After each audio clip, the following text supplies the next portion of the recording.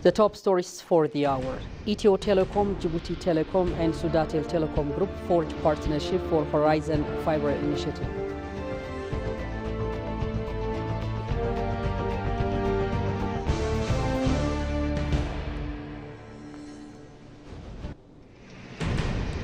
And Stakes reaffirm commitment to continually improving the productive safety net program.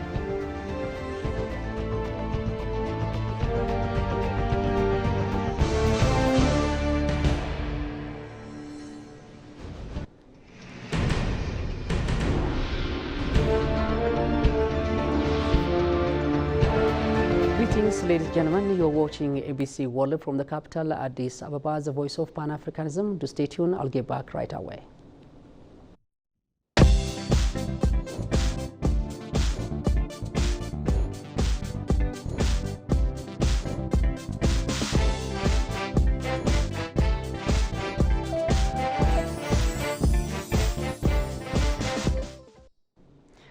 Welcome back. Now the news in full.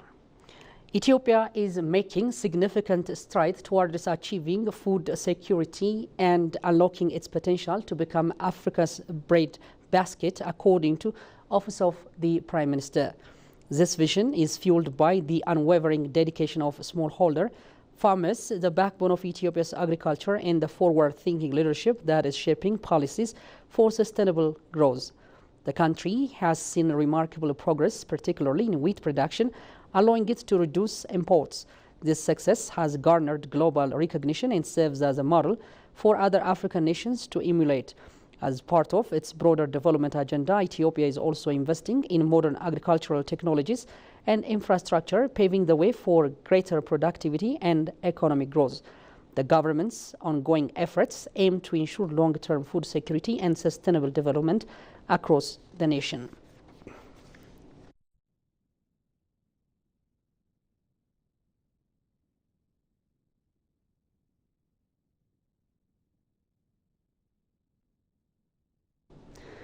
Meanwhile, the National Rehabilitation Commission has announced the successful reintegration of 640 ex-combatants who completed rehabilitation training at 2 centers in the Tigray region. The trainees finished their programs at Mekelle and Ida Hamus centers, marking a significant milestone in their return to community life, according to Lieutenant Colonel Gosait Laun, and NRS Director of Demobilization. Currently, 1,660 additional ex-combatants are undergoing training at these centers with plans for their future reintegration. Lieutenant Colonel Laun underscored that special attention is being given to women and individuals with disabilities in the demobilization and rehabilitation process. The NRS aims to assist 75,000 ex-combatants from the Tigray region in leading fulfilling lives over the next 4 years. Overall, the Commission plans to disarm and rehabilitate a total of 371,000 ex-combatants over the next 2 years.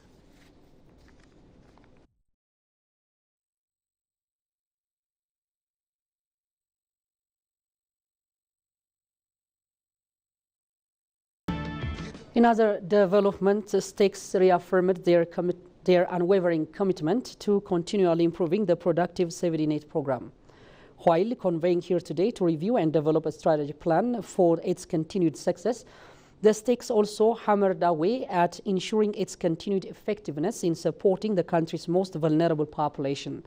The meeting, attended by high-level government officials, including Minister of Agriculture Girma Mente, Regional Agricultural Bureau heads, representatives from donor organizations and development partners, focused on key aspects of the program's implementation and impacts. Our reporter, Johannes Fantaun, has compiled the full story. The Productive Safety Net program, launched in 2005, represents a significant shift from the earlier emergency food aid approaches. Recognizing the limitations of solely providing emergency food aid, the program incorporates a more productive approach aiming to address both immediate food insecurity and long-term livelihood development. Gathered for a strategic and oversight committee meeting, stakeholders reviewed Ethiopia's Productive Safety Net program. In a discussion, Minister of the Ministry of Agriculture Girma Amente expressed the government's commitment to make sure that the protection of the poor and beneficiaries of the Productive Safety Net program is well taken care of in line with the macroeconomic reform. We are undergoing very significant macroeconomic reform in Ethiopia to ensure sustainable development of our economy. And as part of that process, the Ethiopian government is highly committed to make sure that the protection of the poor and those beneficiaries of the safety nets are well taken care of in the reform process we are undergoing. I hope that you are all aware of those processes. Expressing the importance of the program, co-host of the meeting and a deputy ambassador of the German embassy to Ethiopia, for his part underscored the need for balancing between social safety and development initiatives. The program has many components, and I think this balance of social safety but also of development in a way is a very good balance, and I think we also looking ahead we have to keep this up, because only so we can have the two goals in mind and in vision, which is protect the poorest but also bring in their livelihood to develop it. Norwegian ambassador to Ethiopia, Sten Christensen, also expressed his country's long-standing development partnership with Ethiopia and urged donors to provide flexible support for people who are in need. Norway has been a long-standing partner of the government of Ethiopia on food security, climate and forestry. We were one of the first countries to fully commit our long-term support for Ethiopia's climate-resilient green economy strategy when launched in Durban in 2011. And throughout the decades since, Ethiopia has been a leader on the African continent when it comes to designing and implementing green economic development policy. In the partnership agreement between our countries, we see the work to restore degraded land and planting new forests to be closely aligned with the work to improve food security and food systems in Ethiopia. And the Productive Safety Net program is a tool to achieve such alignments. We find the approach to provide food security for the most vulnerable through building resilience to shocks in climate-affected populations to be highly relevant for the challenging situation Ethiopia is facing today.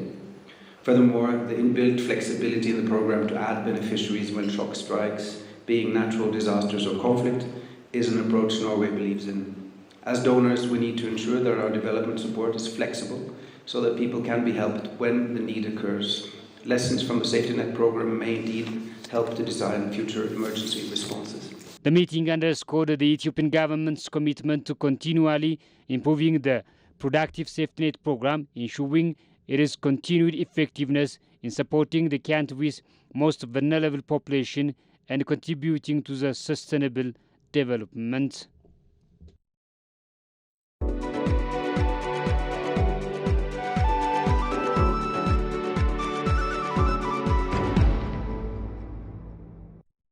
You're still on ABC World, the voice of Pan-Africanism. Now step into our business segment. Ethiopia's telecom giant Ethio Telecom, the Djibouti Telecom and Sudatel Group have signed a groundbreaking agreement to launch the Horizon Fiber initiative, aiming to enhance Africa's digital connectivity and establish seamless communication links between the Horn of Africa, Europe and Asia. This transformative partnership will develop a multi-terabyte terrestrial fiber optics network spanning Ethiopia, Djibouti and Sudan, ensuring faster, more reliable connectivity and boosting. Ethio Telecom CEO Freo Tamru underscored its alignment with Africa's digital transformation strategy 2030, supporting the continent's digital advancement. And it's perfectly our initiative aligned with digital transformation of Africa strategy, which is 2030, right? Showcasing our commitment for the development and also digital advancement of our continent. I believe this is a very strategic initiative which will help our today's modern life, as Mr. Addi said. It is highly dependent on connectivity, digital solution, digital lifestyle. So for that, the backbone is very important. We need to protect existing infrastructure as well as creating a new or redundant infrastructure is very important so as to make our day-to-day life, the digital lifestyle, seamless, connected, borderless. And for this, today, these three giant operators are making a significant contribution for the digital transformation of Africa and for the growing digital economy, which requires, again, high bandwidth, low latency, connectivity. As you heard from our technical team, there are so many challenges that we need to address, as well as opportunities that we can tap by collaborating and also leveraging our existing infrastructure.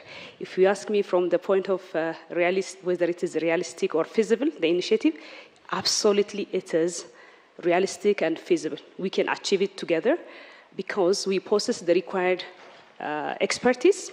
As you can see, our team, they've been doing a very good job.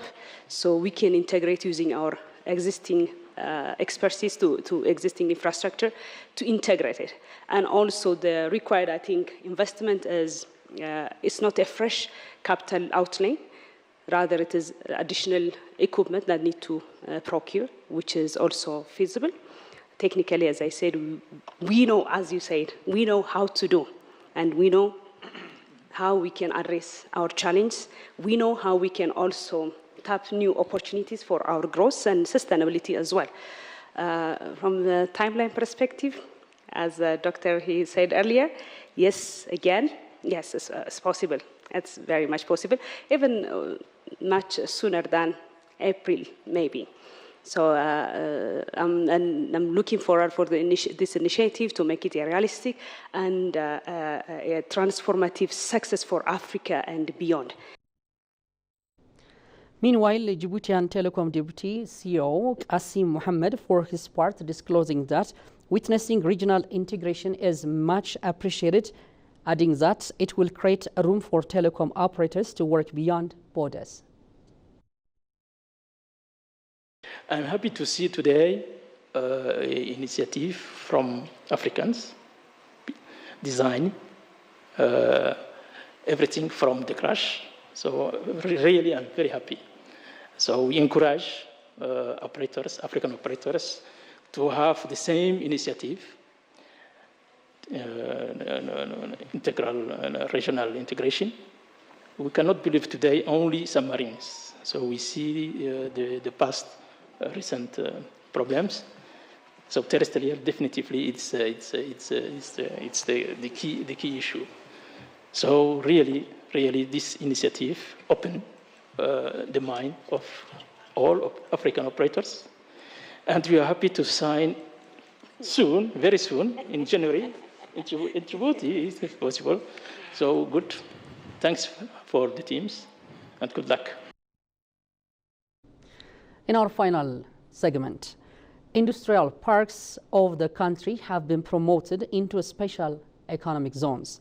These industrial parks, upgraded to special economic zones in Ethiopia, include Adama, Bahar Dar, Bole Lami, Debre Birhan, Hawassa, Jimma, Klinto, Kombolcha, Mekelle, and Samara. These upgrades are part of the country's broader strategy to enhance industrial development and attract foreign investment. Currently, the Dredwa Special Economic Zone is the only one overseen by the Industrial Parks Development Corporation. With the recent upgrades, the total number of seas in Ethiopia has reached 11, signaling a significant shift towards economic diversification and industrialization. According to the Ethiopian Investment Commission, any future expansion, upgrading, or significant change in park-related investment operations will need to comply with SEA's proclamation and its directives, ensuring consistent regulatory standards in alignment with national economic goals. The SEAs aim to foster innovation, attract international businesses, and enhance Ethiopia's competitiveness in the global market, making them a critical component of the country's economic strategy.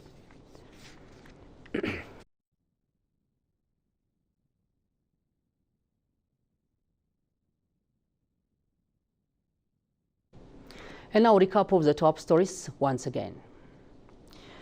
Ethio Telecom, Djibouti Telecom, and Sudatel Telecom Group forge partnership for Horizon Fiber Initiative.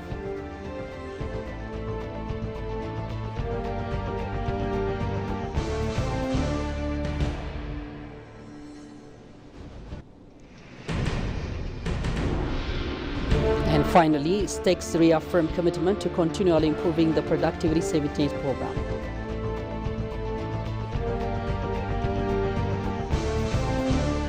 You've been watching ABC World, the voice of Pan-Africanism from the capital, Addis Ababa. Thank you for your company. Do stay tuned with the remaining ABC program from the capital. Goodbye for now.